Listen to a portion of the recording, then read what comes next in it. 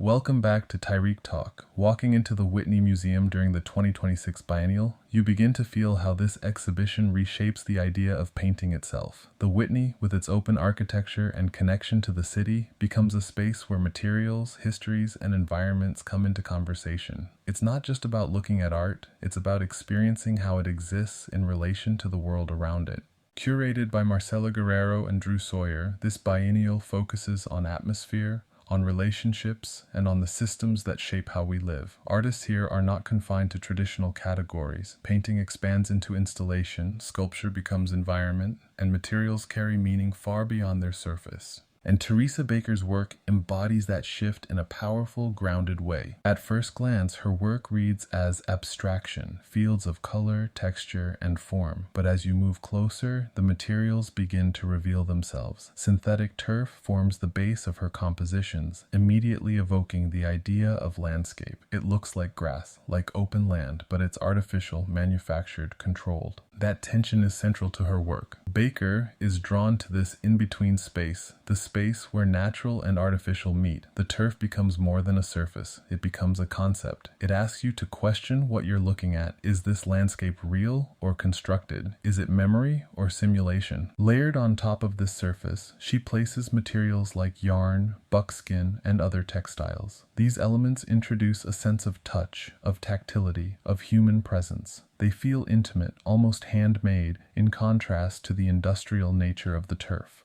There's a quiet dialogue happening between these materials, the synthetic and the organic, the industrial and the personal, the constructed and the intuitive, and that dialogue unfolds through abstraction. Baker doesn't impose rigid structures on her compositions. Instead, she works intuitively, allowing the materials to guide the process. Shapes emerge, textures shift, and the composition feels as though it's grown rather than been designed. You begin to sense references to landscape, not literal depictions, but impressions, horizons, pathways, open fields. The work holds the feeling of being in a place rather than showing you a specific location, and that feeling resonates deeply within the Whitney Biennial. This exhibition is concerned with how we relate to land, to environment, to systems that define space and belonging. Baker's work contributes to that conversation by grounding it in material. She doesn't need to represent landscape directly. She builds it through texture, through surface, through presence. There's also a sense of scale in her work.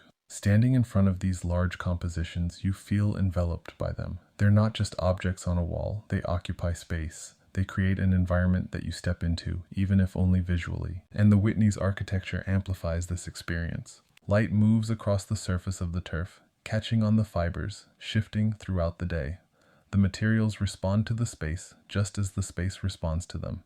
It becomes a dynamic interaction between artwork and environment. What makes Baker's work especially compelling is its subtlety. It doesn't demand attention through spectacle. Instead, it invites you to slow down, to look closely, to notice how materials interact, how textures build, how meaning emerges over time, and in that slowing down, something shifts. You begin to think about the land, not as something distant, but as something constructed, altered, and experienced. You begin to question the boundaries between what is natural and what is made. Within the context of the Whitney Biennial 2026, Teresa Baker's work becomes a quiet but powerful meditation on place, on how we see it, on how we shape it, and on how, even in abstraction, we remain deeply connected to it.